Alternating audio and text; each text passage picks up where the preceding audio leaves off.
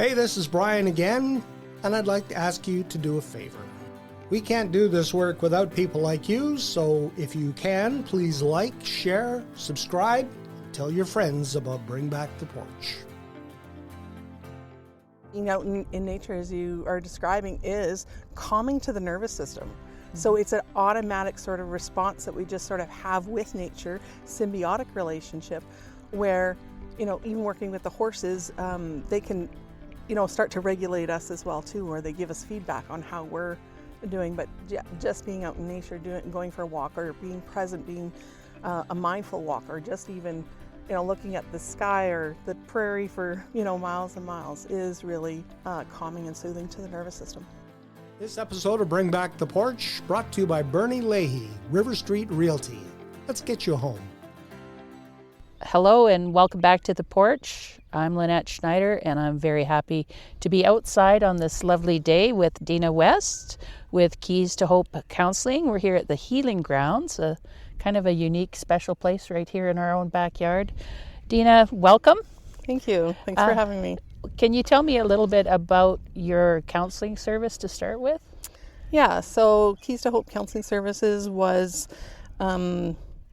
first formed in 2013 with my business partner, and I joined her in 2016. And we just sort of had this vision moving forward of what we wanted counseling to look like. So out of the therapy room and into different sort of spaces. So we did have a different property at the time, and we were doing some animal-assisted therapy, working with the horses. And we're both registered psychologists. We went through that process to do that. We've been together now for 10 years with Keys to Hope. And Healing Grounds began 2022, but actually the thought started much, much further back than that, with just this little idea of, hey, what can we expand this into? So you decide, okay, we're going to do therapy. We're going to take it outside of the therapy room. We're going to work with animals. Is it only equine animals, or what other animals do you work with? Yeah, so I work with Lola. She's a Siberian Husky. She's full of energy outside, and she is like a bookcase or a bookend on your lap when she's in the therapy room. So she's really great. She's very good with people and clients. We work with all sorts of animals that we have here. So the horses, the goats that we had, and actually chickens. So therapy chickens. Mm-hmm, mm-hmm. Tell me about that. I gotta know what's how do you train? First of all, how do you find the right chicken to be a therapy chicken? Right. Yeah. So we got some chicks. The idea was where we were going to have eggs and just on the farm, and then we sort of socialize them. So you're going in every day. You're feeding them. You're changing their bedding, and you're picking eggs, right? Or you're gathering eggs. And so there would be chickens that would come closer to you, or they would hide, underneath my husband's legs, or, these little ones. And you just started to get to know, okay, which is a more approachable chicken. We had some roosters, not so approachable. So much. Yeah. So we've had groups out, like children's groups, day camps where we've done activities with the chickens as well too. But really, the therapy piece of it is just interpreting, or the client interpreting, what's happening for them internally. So it can be something like, oh, well, this chicken's picking on this chicken. That reminds me of my bullying in school, in high school, or that reminds me of my mother because she nags at me. And you're really listening to them form their story about how they've lived and their experiences. And so bringing it back to the therapy piece of it, it's healing some of those old wounds that we just carry into adulthood. I think there's something to be said about nature too, that it's animals are a lot less judgy. Absolutely. That's the biggest thing, because you are getting unconditional love, right? Unconditional support from this animal that just accepts you for who you are.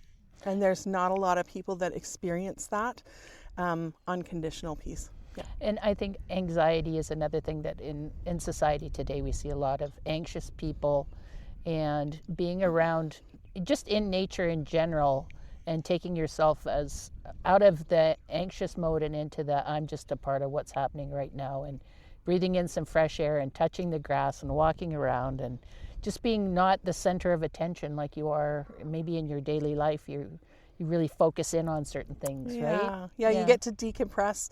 And again, being out in nature, as you are describing, is calming to the nervous system.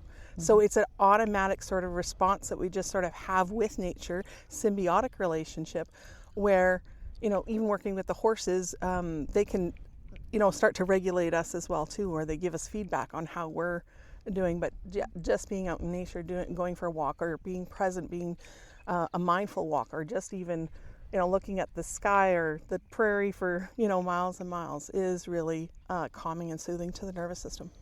So now we're at the Healing Grounds, and it is a therapeutic place, but it also is a place of recreation and tourism, and that's something that's pretty unique for our area. Maybe describe to us how this all became more than just a place for therapy. Yeah, so the idea was, that we were going to have therapeutic retreats, and the only thing sort of missing on our part was accommodations. And there was a grant through Tourism Alberta that allowed us to build the accommodations, which was more of the tourism piece. So it was more like an overnight rental, as in glamping or unique accommodations is what, we had to fit the criteria under. But we could also use those spaces for people to stay for the weekend or just an overnight. And so we just expanded some of the services that we had already into the tourism piece of it. So we're also advertising, things like we had goat yoga and a sound bath, and just again those retreats. But we have like something like feet on the ground, where people that might be staying for an overnight in the accommodations would say, hey, can I book this service? And is readily available for them to just experience something different out in nature. What has been the feedback from visitors that have come and stayed? What do they think of your Healing Grounds? Yeah, we've had some great feedback, lots of community support, which is sort of surprising, but we've had people all the way from Ontario down to Montana, and all the way through BC, people just traveling back and forth through, and they catch us on, Airbnb or VRBO. We are a work in progress, so we are still just building stages, and so we let people know that this is not glamping yet. So there are some, quirks or things, but they give us really good feedback, and also things that we can improve on. It's like, hey, once you guys get going, this might be a good idea, like serving just a small sort of breakfast, or, us adjusting our lights, things like that. I think we sort of in Medicine Hat, we kind of take for granted the idea that we can see the sky every night. And for people that live among trees, to be out on the bald prairie and see every star for miles around must be such such a different experience for them. And then if they were to happen to see the northern lights, I bet you see them great out here. Yeah, absolutely. We've had cars lined up when northern lights are, just sort of exploding in the sky. At night, you can sort of see them lined up on the road, this country road, and then everybody's sort of watching them. And we've had, there's decks with the glamping domes that people can sit out on and watch the stars or the northern lights, or even just sort of sitting again out in nature in that calm. So neat.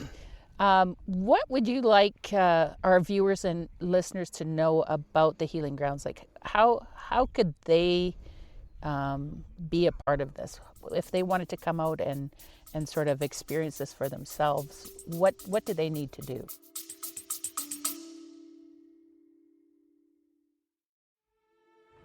Let's pause for a moment so we can share some exciting news. We're proud to announce that our work here at Bring Back the Porch is getting noticed.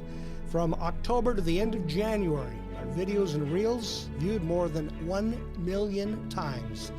Some of those viewers could be your customers, so sponsoring Bring Back the Porch is a great way to get your message in front of them too. If you'd like to support our work here at Bring Back the Porch, we ask you to go to our website at bringbacktheporch.com and follow the links. Thank you for your support.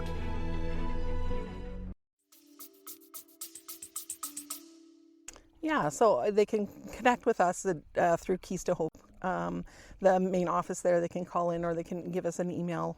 They can do some bookings online depending on the activity that they're interested in. It's not just therapy out here. It's more of the wellness piece that goes along with mental health, physical health. So if they wanted to experience something like Feet on the Ground, which is a quiet meditation with the horses, or if they're looking for like a sound bath that's sort of scheduled, we have some coming up for the summer as well. So just depending on what they're sort of looking for, they can give us a shout at the Keys office. And you do some private parties, some private events and bookings for that. I know you'd mentioned that you have had a wedding out here. Yeah. Is that something you'd like to expand on in the future, you think? Or Yeah, we've had some really great interest with people coming to look at even not just the bubble. I mean, that's the unique experience, right? I mean, but even just the land. So we have a dugout, more of a pond down, and there's an open sort of field, and people have thought about, oh, hey, can we bring out some chairs, and what would it look like? You're dealing with the weather a little bit, so that's why the bubbles is a little bit nicer. So yeah, an interest in doing events where we also do date nights, weddings and just sort of celebrations. Date nights are really popular as well too. So you and a significant other, or you can bring your mom or you can bring your kid and just have a quiet sort of night, and it's charcuterie picnic.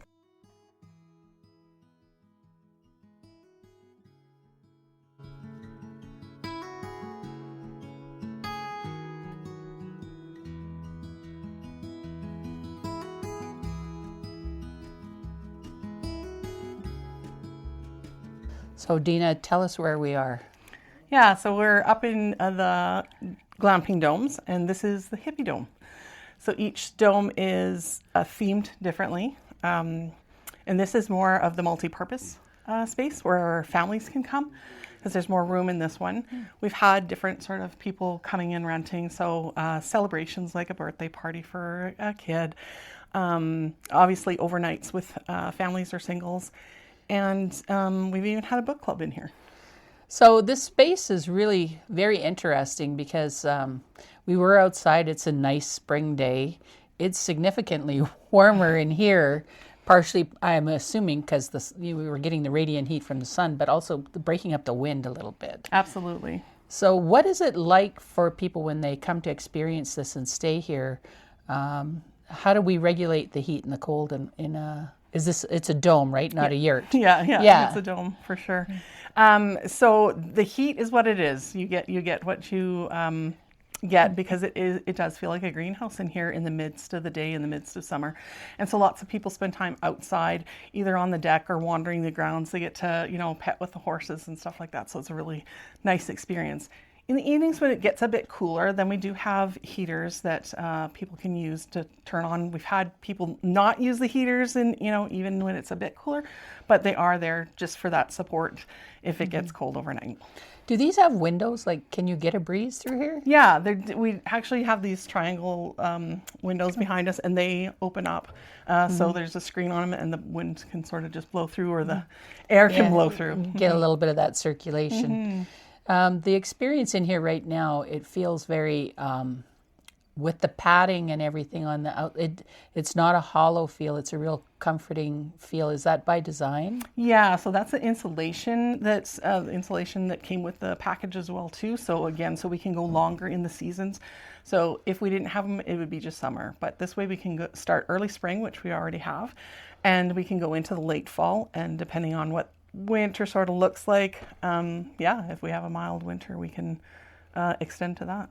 So if people are coming out or they wanted to experience this, do you sort of have a little bit of a waiver in there that weather permitting, or? Absolutely, there is a waiver, just sort of a set of rules, and letting people know what the risks and hazards are. Lots of people are concerned about the walk to the bathroom, because we don't have bathrooms close to the dome. So in the middle of the night, or if you've got kids, it can be a bit of a hike. It's 2 minutes.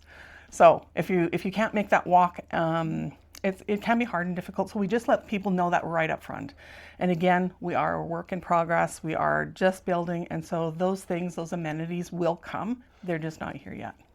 So if you like rustic, but you don't want to, you can just come here and be rustic. You don't have to worry. You've got the rustic part down. Absolutely. If you want to disconnect, there actually is, ports to charge your phone, but there's also dead spots in the area where the domes are. So it's like you can unplug and just be normal, be free, be like without your technology. It's a nice sort of feeling when you're not connected to everybody. It's just connecting with the earth. Yeah. Now, what would a place like this, how much does it cost to rent a place like this? Yeah, so depending on which one you're getting, so the Hippie Dome is a bit more accommodating with people. You typically running around $130 to $170. That includes a cleaning fee and So I guess it depends too, like if you have a couple or if it's a family, it would be a different price? No, it's not. It's the same sort of price for that, but different during the day. So like different days, so day of the week. So on the weekends, it's going to be a little bit more expensive because that's when people want that. That's when the need is. And then during the week, that's when you get the lower pricer. So the other domes that you have, what other themes do we have going on? Because you said everybody's got a different theme. Yeah. So each one has a different color. This is obviously lots of multicolors, being the Hippie Dome. We have a wheatgrass dome, so that's creams and whites. A sage dome, so that's the greens. Chinook breeze, which is the blues. And then we have a cactus berry, which is the reds. Neat. Is there one that's the most popular? The wheatgrass dome. Absolutely. People just find it so welcoming. I mean, they're all unique in their own way, but they like that soft color, the white, the creams. It's just cozy looking as well, too. We have pictures online, so people get to pick. It's not just like I'm randomly choosing I don't know what, but they get to choose what sort of theme that they want. So if we're coming out and our listeners and viewers are watching, and what do they need to bring when they come? They need to bring almost everything. They do not need to bring their bedding, for sure. But if they want to do any sort of cooking, they can bring a little stove. We do have a barbecue, country kitchen outside, a smaller fridge to accommodate that. But if you're bringing in, food for a couple of days, bring a cooler, those types of things. And any sort of amenities that you would need, like shampoo, or if you want to brush your teeth. So we have the capability of providing that, but just bringing your own personal items. So it's pretty much like when you go camping anywhere else. Absolutely. You bring everything you would need when you go camping. Yeah. And specifically right now, it is more of the camping than the glamping because we don't have a lot of those amenities. Eventually, we want to grow a little bit more and be able to provide something different. So Hippie Dome is where it's at today. Deena, thanks for giving us a little look. Let's go peek around at some of the other domes and just kind of check out some of the things you got here. This is awesome. Awesome. This kind of weather today when it's a kind of cloudy and cool, if you've never experienced this kind of weather, if you're from away, it must be just fascinating to be able to come out here and see all the cloud formations and see the dappling of the sun and then experience this kind of prairie landscape, that we kind of take advantage of because we see it all the time, Mm-hmm. But I can imagine if you were maybe from another country or didn't live in the prairies, you would find this really fascinating. Yeah, absolutely. Our visitors from, just again across Canada that we've had have really spoke about the experience that it is out here. The sky, for miles and miles, and just being able to see the flat. I mean, this is not really flat, but more of the flat land than the hills or mountains. Yeah, sure. So, what is this dome? This is the wheatgrass dome. Okay. Should people bring? Should they be bringing like lawn chairs too?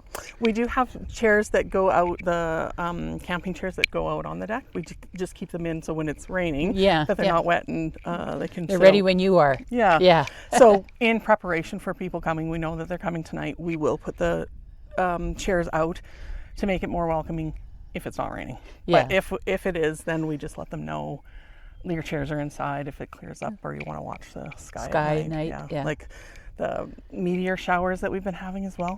Oh my gosh, it was an amazing summer. That whole idea that you could be doing a whole, night sky tourism. It really is something that even people that live in a place like Edmonton or Calgary, where they're inundated with light, and down here in southeastern Alberta, the ability to just not have that and see some of those rare things. Yeah. What an exciting thing for people to be able to take in. I think light pollution is a big thing that we do hear about from the bigger centers, right? From people from Toronto and Calgary and Edmonton is like, it's dark out here. Yeah. Yep. Yeah. I notice you have little solar panels for your lights. Are you off grid? Is it considered off grid, or do you have power? Yeah, no, this is completely off grid. So this is run on the lights around the deck here run on solar power. These are solar as well. The battery for the heater is the only thing that is really, it's not electric, but diesel run heater by a battery, and that's the only thing that really have for power, other than the access in the trailer. So. Yeah, so there's sort of a central area where people would go to wash up and that, and then when you're out here in the dome, you are on your own. You and whatever you have, okay? Yeah. We'll continue our walk here on the healing grounds. How did you come up with the name? It wasn't planned. It just sort of came to me. I was thinking about what really sort of unique, special name for the land. We do healing with the therapy that we do. Grounds is obviously, in there as well too. But when we were looking at purchasing the property, I would come and sort of, envision what we could do. And there was just such a strong inner energy pull, whatever you want to call that I really felt towards the land here. People feel it, they'll mention it. It's different for everyone, but you know what it is. It's an energy that is on this land that just pulls you in.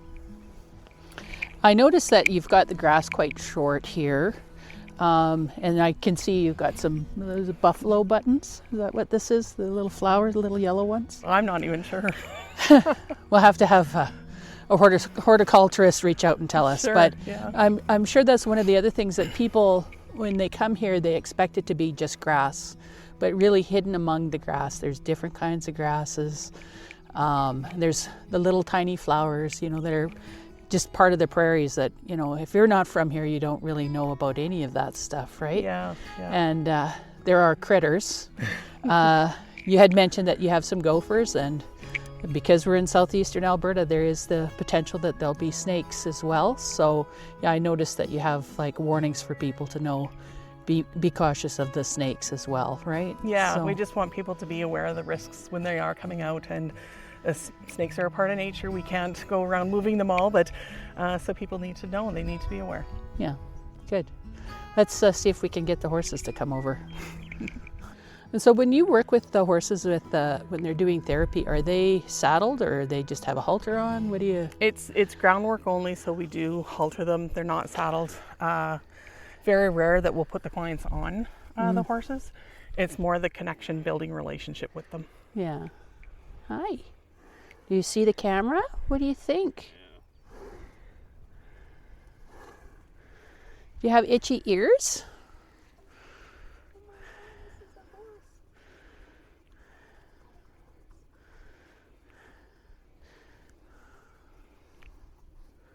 Here, let's give you a scratch.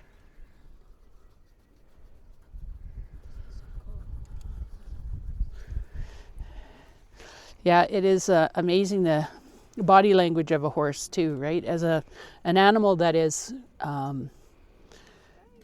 prey animal in many ways, right? It is, its response is usually to run away, not to come towards. That you could have a connection with a horse that they would come towards you. Yeah, and that's part of the therapy is building the relationship of trust, setting boundaries for sure. They set their own boundaries. Yeah. You can pet me, you're not going to pet me, sort of thing. Yeah. Or your energy's too high, you need to settle down before you come near me. Yeah. Hi. What's this horse's name? Knox. Knox, yeah. Hi, Knox. You need a little scratch? There you go. I guess I need some horse therapy. Right? Do I need some horse therapy? Aw. Thanks. Thanks, Knox.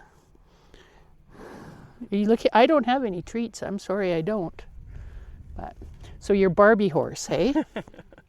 How often do you have to work? Does the horse have to work for you? Like, are you doing a lot of therapy more in the summer than you are in the winter, or is it consistent? Or Yeah, it's more in the when the weather's nice. So Yeah. we had a cancellation this week, definitely because of the weather and stuff. So it is weather permitting, but mainly busier in the summer.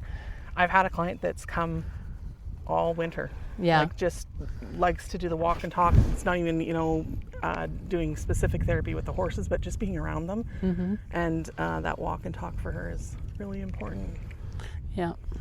No, I think he's choosing to be with us. It's not like we coaxed him over. I don't have oats in my pocket, although if I did, I would be sharing them. Yeah, yeah. But the fact that he's just in tune with what's going on, he doesn't seem intimidated by us, and I'm maybe he's thinking, oh, if Deena's here, I gotta work. Nope, definitely not. Yeah. Yeah, he's definitely in tune with a lot of people, and you're right, he is choosing to be with us. Yeah. And that's how we just run the therapy, is like, if the horse wants to be with us or if they don't, and then you can glean a lot of that from a client based on what they're interpreting, right? Yeah. Oh, they don't want to be with me, or oh, he really likes me. Yeah, yeah. And an animal this size, he if he chose to, he's powerful enough to knock me down. Absolutely. And the fact that he's trying to be gentle, he's trying to be calming, sort of speaks to how they operate in a lot of ways, right? Yeah, these guys are great for building confidence in people. Like whether you're afraid of them or you're just first approaching them, and you learn a couple of skills, is like, feeling confident, like, oh, I can put a halter on them now. I don't even know what a halter was. Yes. Right. Yeah. And then leading them around even just builds that confidence within people. Setting boundaries is huge. Yeah. That's okay. You can eat my hair. Just don't eat the mic, okay? Well, Deena, this has been just a fantastic experience for us on the porch. It's nice to get to know you and get to know your place. And the Healing Grounds is really something that I hope a lot of people will check out. Thank you so much. Yeah. Next time I'll bring you a treat. Okay? Okay.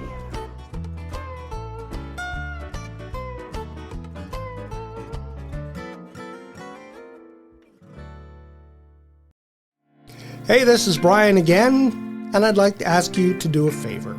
We can't do this work without people like you, so if you can, please like, share, subscribe, and tell your friends about Bring Back the Porch.